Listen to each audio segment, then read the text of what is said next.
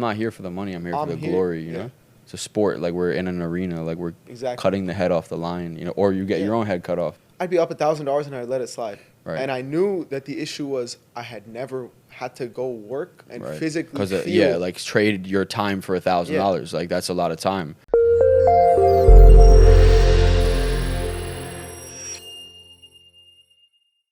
What's going on, everybody? This is James Storms with the Fortunes Funding Podcast. I think this is episode, 5. I'm not actually sure. You already know who this man is. If you don't know who this man is, who is this man? Ali Trades, Pip and Dip, you know. What's your name, bro? What's your name? Ali Ahmed. Ali Ahmed, that's your name, bro. Yeah, this is my guy. We're going to talk a little bit about, this is overdue, obviously. We're due to have a deeper discussion, about just the origin, the origin story, bro. I like to get everyone's origin story. So let's just jump right into it. Tell us about yourself. I want people to know, like, about you. I've been telling you, like, you definitely need to. The money and the profits is cool, but people want to resonate with. Yeah, they just want to, make it relatable for people. Like, understand that you're just a regular person like everyone else. Yeah. So I started. Not even about trading, bro. Tell me about All right. your upbringing. Where you come from. Who is Ali? So I'm Egyptian. Mm-hmm. My parents moved to the States, to give me and my siblings like a better life. I was born in the States in LA, grew up there. Growing up, I've seen my dad progress like through a lot, building his way up, building our house and giving me a life that I didn't even know how blessed I was to have until I saw how other people live. Mm. And I always played sports like my whole life. One thing with me since I was a kid is I never knew how to take no for an answer. Mm. Like, it was just, when I wanted something, I got it. So like what sports did you play in? Like, what age? I started playing soccer and track when I turned like 13. So I was honestly a bit of a late bloomer. Like, it was tough because everybody was already so far ahead of me. Like, I have buddies who were playing from when they were like 3, and I'm starting at 13. Like, but you held it down. Yes, bro, because I just knew, like, okay, they might have more talent and more experience. You were good. You were good at track too, no? Yeah, I was top 3 in Cali, bro. In Cali, in the state. Yeah. That's fire. As a sophomore. What race did you specialize? The 200 and the 400. Okay. Yeah. Good. And then I ended up tearing my hamstring. What's your best 100 time? My best 100 time was my sophomore year. I ran in 11. Okay. And then I tore my hamstring the next race. But yeah, I mean, it was good. Like, I was going to. So you've competed at a high level before, You're not new to this. I ran Division I track in high school. And no, I think that's really important. Like, competition, competing. Like, trading is just like a sport, so it's definitely. Yeah. It's the same thing. Training, repetition, mental, callousness. And even like my sports experiences reminded me a lot of kind of what I've gone through trading. So like my freshman year in high school, I've been playing soccer for about like 3 years, and I'm benched. Like, I'm not seeing any minutes whatsoever. Like, I'm getting the occasional 5 minutes a game. I'm blaming the coach. Man, this coach sucks. He doesn't know what he's doing. Like, you have to bloom, bro. The truth is you were a freshman, and that's just kind of how it goes. No, but like, I'm playing on the freshman team, right. So I'm not even the pick of the freshmen, right. at this time, and I'm just like, I'm blaming everything but myself. And then that summer, I had put the work in. Yeah, me and my friend Tony were training every single day, and I had just joined this new team, so now I was on 2 teams. That feeling of failure sucks. It sucks. But it's a motivator. Sitting on the bench, like, watching all my boys play and celebrating the goals, while I just have to, sit there. And yeah, energy is energy, bro. Whether it's negative or positive, if you're filled with negative energy, you can flip that into a positive. If you're filled with positive energy, keep that momentum of that going. Exactly. But that failure ultimately drove you to be great. And so having that taste of, like, I want to be there and I'm not there was just the ultimate drive. So I knew, okay, like, I had a bad touch, and like, till this day I don't have the best touch. But what I did was I worked on it every single day. You work on your weaknesses, bro. That's it. That's how you get better. You figure you have to be aware enough to, like, okay, this is not. Yeah. I'm not doing well performing here. At one point, I just asked myself, I was like, okay, why isn't he playing me? Like, there has to be a reason. Like, if I'm really the Omega, the Almighty, like, a coach wants to be successful. He's gonna put his aces in their places. Exactly. So So fast forward. So tell me about like after like high school and Yeah. kind of like I mean I know we've talked a little bit, but just let everyone know like work experience, like what you did, what you Oh yeah, came. so Yeah. I did a lot of freelance video editing. Okay. I was a video editor. I used to like grow soccer pages, Like from what age to what age? from about 14 to 18. Okay, and like Maybe how much would from you about make on like a 12 good to month 18. or whatever? It was never really. I mean, I'd make like It was here maybe, and there, yeah. yeah, it was here and there, but I'd get paid like 600 to 700 a project, and then sometimes I'd get like even 5, 6, 7 projects a month, and sometimes there were 0 projects. But Right. when I was turning 18, I was consistent. When I was like around that time when I was 18, I was making like about 2K a month. Okay. And at this point, I had already started trading, so it was like everything I had was just funneling into that So account. when did you start trading? Started trading at about like 17, 17 and a half, around there. Okay. And Pandemic how did you year. get introduced? One of my at one of my track trainings, this dude pulls up in a new Benz, and he's like, Flossing. "Yeah, bro," and I'm like, "Dang, like where'd you get that?" And he's like, "Oh, I'm doing forex trading." And before this, one of like this one guy who I used to edit with was telling me he makes like 4K a month trading, and so I had already heard of it, and now I'm seeing something from it, Yeah, and I'm like like, "Oh my god!" Something like, tangible in front yeah, of you, yeah. like, wow, this is great. So then he's like, "Yeah, I'm gonna put you on. Let me get your number." He calls me up later that day. He's like, "Hey, I have an opportunity for you. You can trade with me and my mentors. You just got to pay $250 a month, and then at that point, if you refer 2 people, you don't need to pay anymore." Mm. And I tell Lovely. and honestly, bro, the only reason why I didn't sign up was I didn't have the $250 a month. Like You would have done it. couldn't even afford it. Right. Um, And that's what you were 18, 17? I was 17. 17. Yeah. Okay. At that point, I was like, I didn't have any money, bro. Right. And As most young Yeah. kids. and I wanted to make money because I had seen a lot of people around me with money. Right. And so like I tried. I mean, I got pretty shysty with what I was doing. The editing. I was like just like selling like different things I could get my hands on. Okay, yeah, whatever that might be, But I mean, hey, you got to hustle, right? So, but we got to hustle smart as well at the same time. Yeah. All right, so you start trading. So you find this guy. Oh my God, he's got a Benz. I like this. I want to trade. So where did you go from there? I ended up, so I didn't go with him, and I bought like a cheap. It was like $13. I bought Where did you find that? It was an Instagram ad.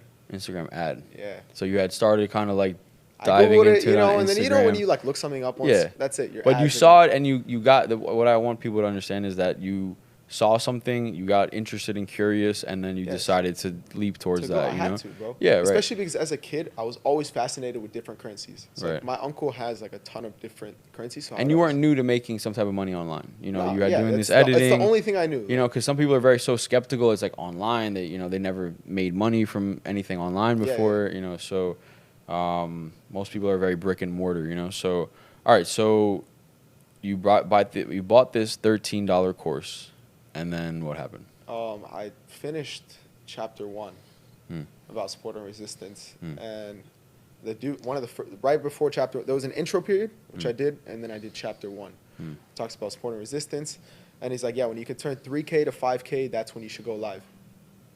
So I'm on the minute 1. I'm hitting buy, sell, and like how I pick Like a my demo lots- account. Yeah. A demo account. That's why I said $13 course. Continue. And so I was just hitting buy, sell, close, sell, like just constantly purchasing. And I ended up doing it in like minutes. And my lot sizes were just strictly picked off of, that number looks cool. 4.2, yeah, that looks cool. No risk management. I didn't even know what it was. Right. You were putting stop losses in? No. No. Okay. I was just like adding to losers and, Right. And so I went live. Like, I remember waking up my mom that night, like, Mom, I need your ID. Like, I got to open a live. I couldn't even open a live account, bro. I wasn't old enough. I was like, Mom, I need your ID. I got to You're open still a live 17. account. Yes. Hmm. And, bro, it's like 2 a.m. My parents are like, bro, go to bed. Like, before, Right. before anything. And in my head, I'm like, dude, I'm missing out on the millions I'm, like, about to make. Like, this. I'm Yeah, gifted. you had no bad taste in your mouth, and Bro, you I were was just like- extremely eager. I was just like, I'm gifted. Yeah. And then, fast forward, my brother Kareem helps me open a live. Hmm. And I just, How much you put in an account? I had $3,000 to my name, and I put them all in the account. Hmm. And then, day one, I've talked about this before.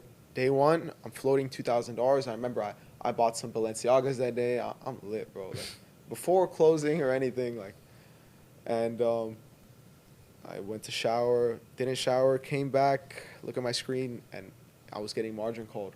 Like, before I even knew what margin call was. And so I went from like 3,300. You picked up the phone. You're like, who is this? Yeah, exactly. Never talked to you before.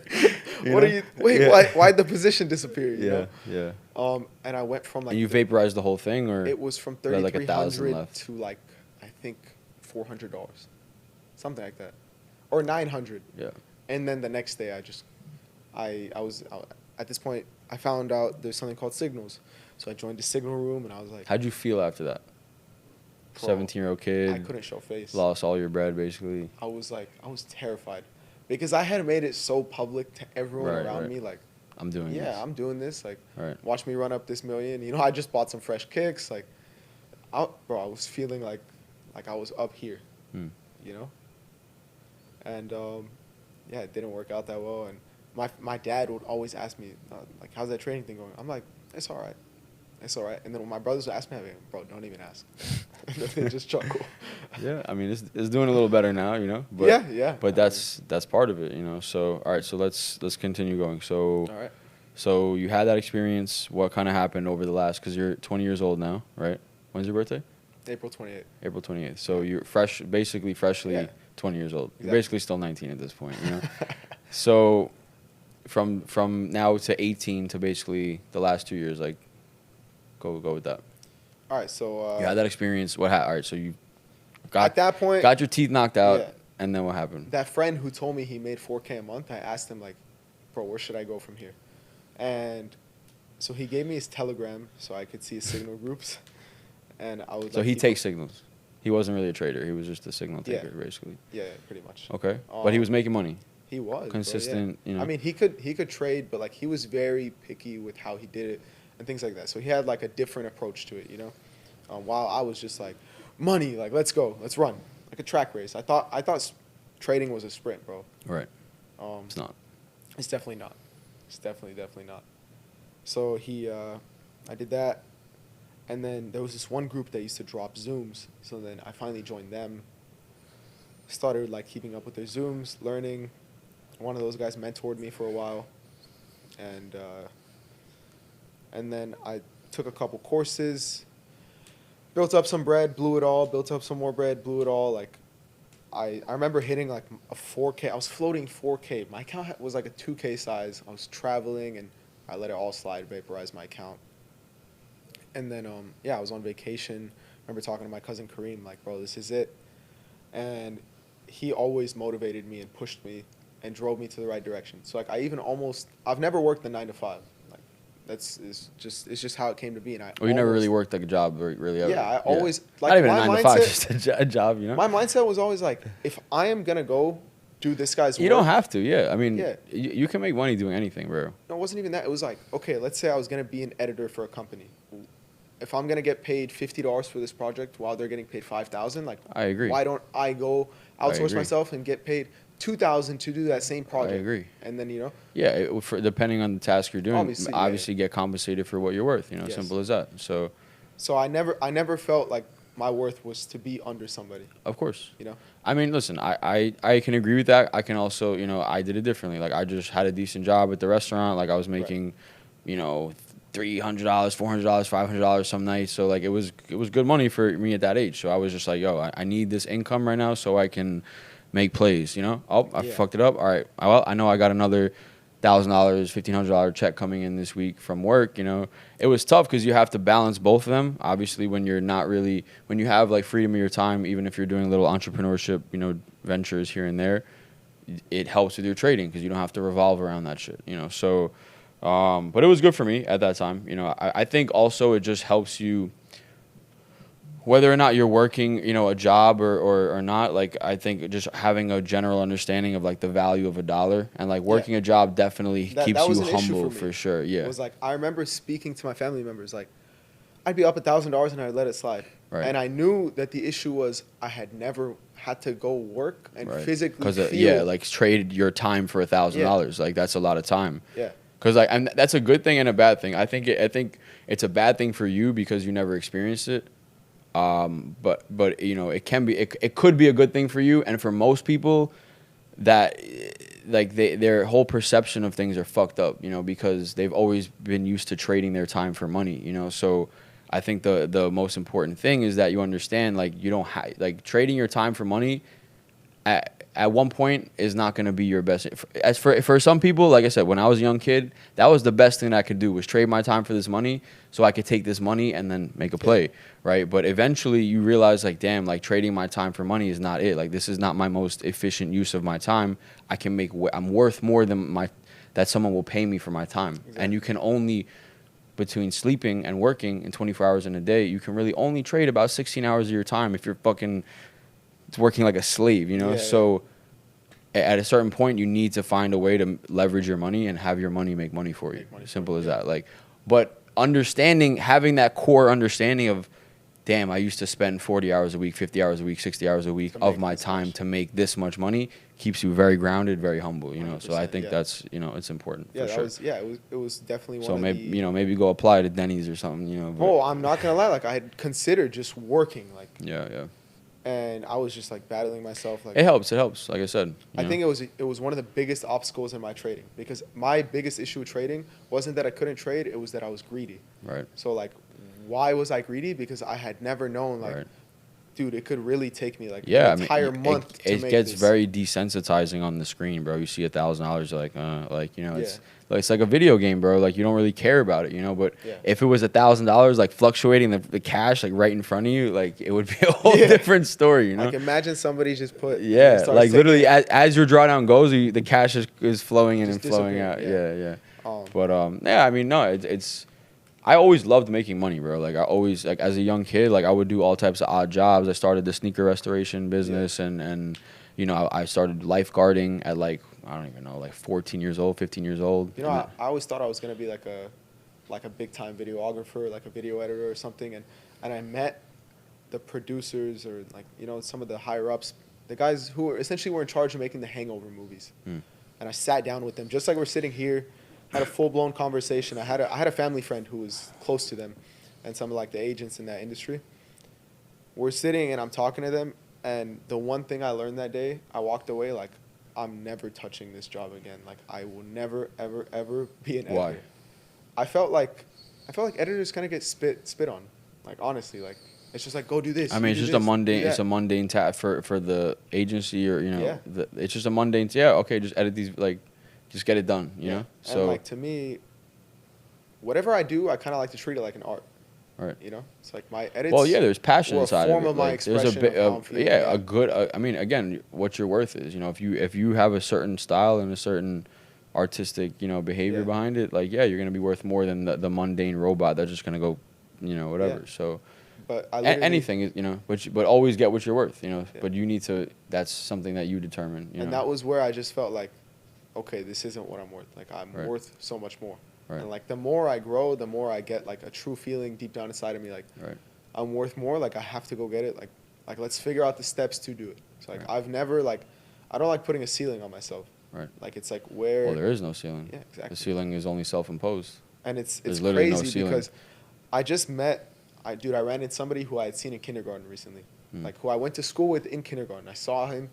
Same exact face. Like, bro, I'm what, like 15 years later, sitting at a taco shop, and I call him by his name, and he looks at me, he goes, Ali? And I'm like, yeah, bro. And so I invite him over, like, come sit with me, and my mindset is like, I'm going to go do what I have to do. Like, I'm willing to risk it all and truly just build myself and not have to build anyone else. Like, I'm not looking for stability out of, like, a 9-to-5 or anything. And his mindset was, yeah, like, I have a government job, like, I make this much money, like, security and safety, and that's, like, his number one priority. Yeah. And so it like blew my mind to really see, like, I mean, listen, two different bro, perspectives. Like, but, like, you know, you're not gonna remember his name if you don't take any risks. Nobody's gonna remember you took the safe route. Nobody. It's not glorious, bro. It's not glorious. Let's go on the path. But there's nothing wrong with it. But it's just I'm not here for the money. I'm here for the glory. You know. It's a sport. Like, we're in an arena. Like, we're cutting the head off the line, you know, or you get your own head cut off. It's just, that's what this arena is, bro. It's about who's willing to do what it takes. Yeah, survival of the fittest, bro. Like, this is really a war zone. I don't even care when you started. Like, that ties back to my whole soccer thing, bro. So I went from being a bench player and I started way later than everyone, but I just worked hard, and then guess what? The next year I was MVP. So it's like, yeah, it just shows when you put your head down and you work and you say, fuck all the excuses. I'm here to do what I'm here to do. You can amount to anything. of course. So let's continue. What was the last thing you said? You were talking about. I just saw the guy. Yeah, you saw the guy, and then you lost your money, and then Yeah. and then fast forward, like I forget, you said something after that, I think. I was talking about how I always thought I was going to be an editor. Yeah, okay. And then now that you're 18 or going on 19 at this point. Yeah. So this was at the point where I was getting really close to getting funded, and I knew I had the skill set, and the psychology was like messing with me. So when did you start, like, you transitioned to funded accounts at one point? After my trip to Egypt when I was with my cousin, and I blew that account where I said I was floating up like 4K. At that point, a ton of new prop firms had just dropped. So Right. I was like, yo, what is this? And I was like, oh, only 10%. Like, I can do this. Right. And I started crunching numbers, and I was like, bro, I'm going to be breaded out. Like, this is going to be nuts. And from that point, I started acquiring fundeds. And this is like, the end-ish of 2022. Mm. And some stuff happens. And This is the end of 2022? I feel like you... 2021. Yeah, I was end of 2021. Okay. 2020? End of 2020. It's your journey. It's not my 2020. journey. It's your journey. Yeah, I lost my train. Continue. I'm just trying to think of dates. Anyways, so I end up getting funded. I have like no money in my bank. I'm broke, bro. I'm broke as a joke. I have $67. My mom shoots me a loan. I like get this last course, and yeah, the course was, it was good. Like, I learned. I honestly, I didn't even finish it, but I just knew. What would you say was most effective? Like, not any course or whatever, but what strategy or what, like, confluence would you say is very effective for you that you learned out of all the courses? Yeah, like. I like seeing like the higher time frame breaks of structure. Okay. And following like those types of trends. And use order blocks and stuff Yeah, too? I use order blocks so that's why I don't use anything like fibs, because I just wait for price to retrace. If I'm using an order block, it's essentially just a zone of supply or demand where price is going to go to. So like, I don't need to wait for fibs or whatever. All I know is like, when it's there, I'm ready to trade. If it's not there, I'm not going to trade. Right. Okay. Okay, so if you got funded. Yeah, I got funded. It's 2021 or 2020, something like that. It's 2022. 2022. Okay. The end of the year? No, so now it's the beginning. Okay, beginning of 2022. Okay. Yes. Okay. And I'm funded. The funded account is down. I'm taking that course, but I knew the one core thing that I knew was, this is it. Like, I have to put my head down, put that same work in that I did back when I was playing soccer. Mm-hmm. Screw all the excuses, hold myself accountable, Right. and really Study, see what this is about. Right. So, bro, I would sit there like 20 hours a day. I would sit there on my computer. Of Several hours. days where I didn't sleep. Like, bro, I remember this so vividly. Like, I called my mom. Like, yo, is there any food? She's like, no. Like, I haven't ate in 3 days. And I wasn't even hungry because I was so locked in. But once I said that, I remembered I haven't ate in 3 days, and I was dying. Like, so I would go on spirals where I wasn't even eating, to a point where when I would eat, I couldn't even eat as much as I should, because I just get full. Like, my stomach had shrunk. And fast forward a little bit, I started working. I got my first payout on like a full Hail Mary trade right there. Cashed out like $4,000. Did something I always dreamed of, which was I took my family to dinner. Okay. Like, we went out to dinner, and like the bill came, and I just put my card. Like, okay. Something I had always dreamed of. That's good. Yeah. That's good. It's And then, fulfilling. yeah. You got, like, again, you reinforced your psychology. You withdrew. You paid. You did something that you always wanted to do. You gave back. It just makes you feel good, bro. And when you're in that position again, you know, like, hey, like, this $4,000 or $5,000 or $10,000 that I could withdraw. Look what I can do with it. Yeah. So. And so, like, even just those aspects, like giving me the freedom to accomplish my dreams, is like what really makes me like so tied to trading. You Right. know? But yeah, so I ended up losing that funded, and this was that turning point for me. This is where like stuff started to click and hit, because I told myself, like, I'm tired of losing. Like, it was literally that. I was just You're like, fed up. dude, You're I'm fed up. tired of losing. Like, why am I losing? Because I'm making silly mistakes that I shouldn't Right. make. It's part of it, bro. Yeah, it's part of it, but also there was a It's way where I part of could it, have but yeah, avoided it and grown from my when you're your own mistakes. biggest obstacle, that's Yeah. So it detrimental was like the to things your like success. being greedy, like being up $2,000-$3,000 on this funded account and letting it slide. Right. Like, why? You know, if I would, and then I started calculating, like, if I would have compounded all of those, how much would I have made? Which obviously I don't think is a fair measure, but it just kind of put me in check. Like, I'm tired of losing. Let's do Yeah. this the right way. So you get the payout. You did something you always wanted to do. Yeah. A couple months later, like, I was just working on myself, working on my trading. I had like a small account of my own. It was like 10K account. I was making some decent money. And, Yeah, the live account. Yeah. Yeah. My own live 10K So account. you made some payouts, and then you decided I'm gonna fund my own live Yes, account. yeah. And why do you think you did that? You just didn't I didn't just- vibe with the rules of the Yeah, funded it was the accounts? rules, and I just felt like this is real. Like, there's Right. no, you know, there's Yeah, nothing this is behind my it. money. Yeah, right. And honestly, like, my dad helped me open that. So, like, Because I never had. I mean, I don't even think I would have ever really, if it was available. I was already so deep and entrenched within trading my own money. I was just used Yeah. to it, and again, there's too many rules, too many regulations. I like to, yeah. I want to bend it as far as it can go. Yeah. But it's funny because I went live, traded on my own, made some money. Couple months later, I analyzed my trading, and I was like, okay, I keep avoiding these red news days. Right. So who'd I hit up? So yeah, let's talk about that. So Yeah. So what happened was somebody tried to sell me on a mentorship. We're not gonna say who. somebody, Somebody tried. to sell someone me has on some a shark mentorship. out there tried to Yeah, nibble you up. Some shark. Yeah.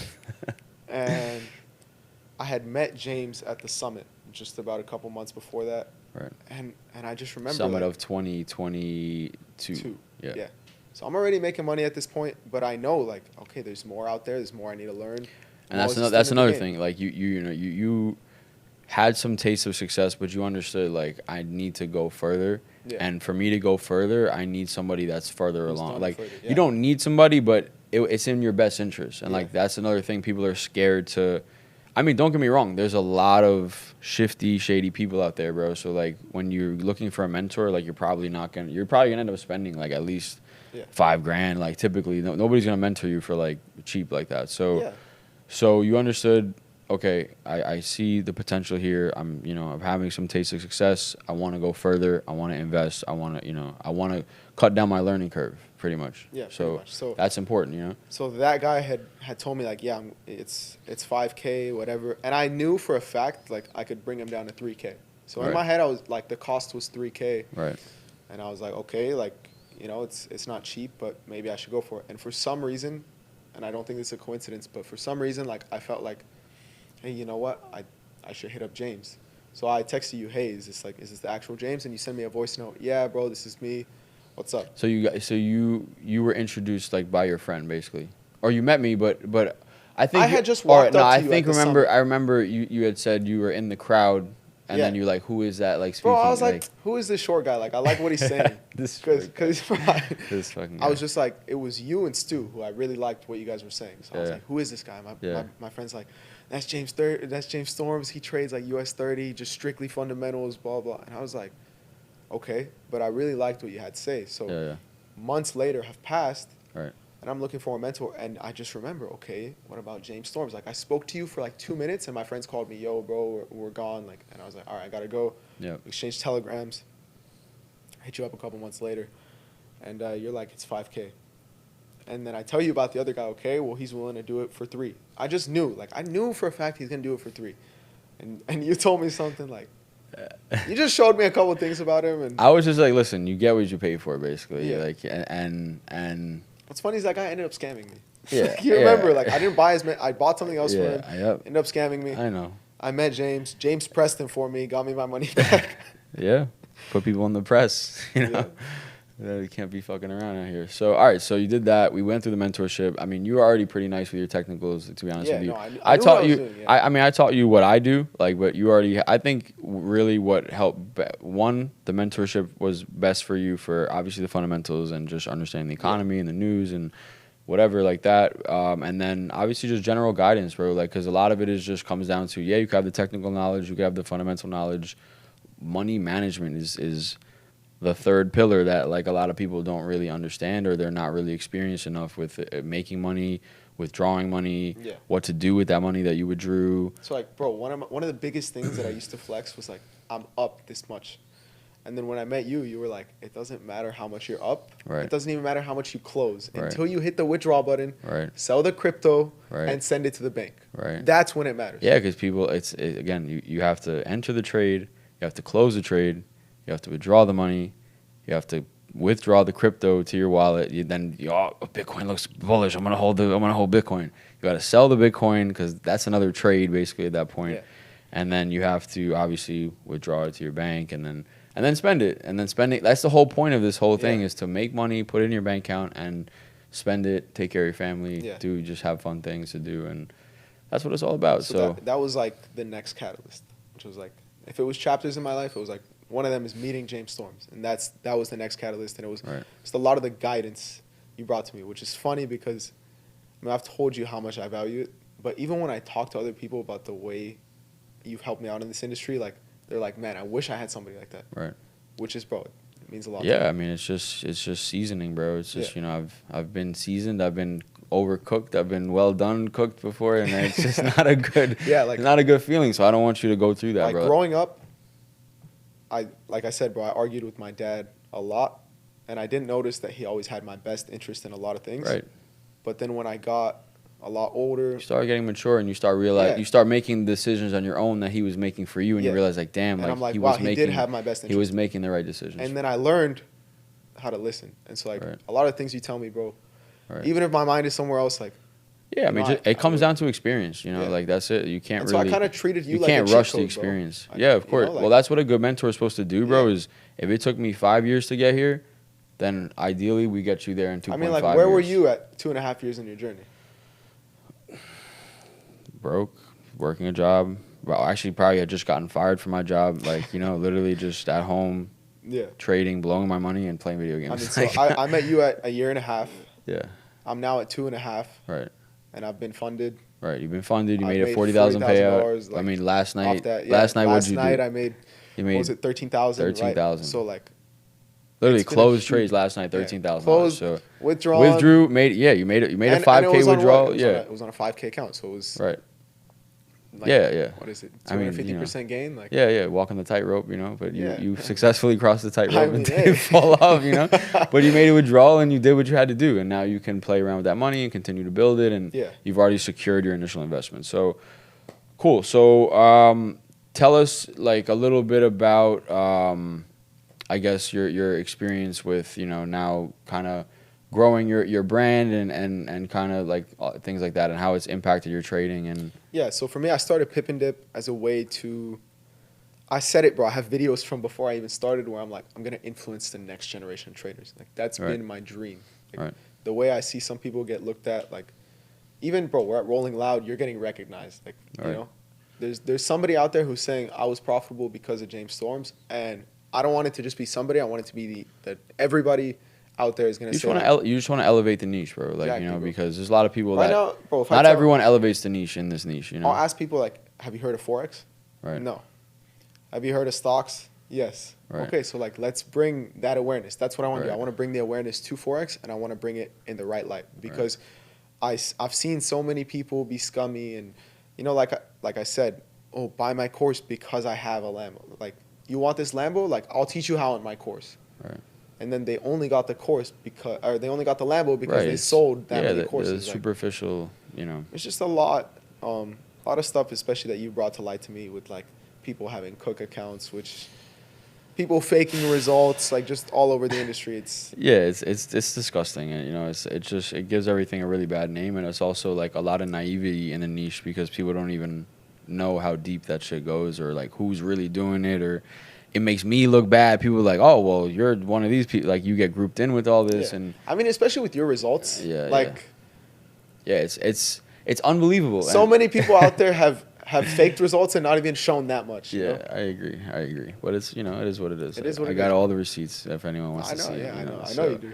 So all right, so I mean, what are some things that you think we should, everyone watching should take away, like, What is it that you want them to know about forex trading, like how to succeed or how to stay resilient or How to succeed? I think you have to hold yourself accountable every single step of the way. Like, it doesn't matter what happened. You have to understand. At the end of the day, everything had a decision on my own. So like, even if like, let's just say the president dies, gets shot, whatever, and the gold or whatever you're trading just completely reverses against you. It was still your decision a minute before that to stay in the trade. right. So you go in knowing like at any moment anything can happen. I You made can't my just bed be and like, I got to sleep in it at this point, you know. exactly. You can't just like, even bro, I don't care how extreme the circumstances, it's still your decision. I don't believe in coincidences and luck. I wouldn't say I don't believe in luck. I just wouldn't be like, oh man, that guy got lucky. Like, how lucky?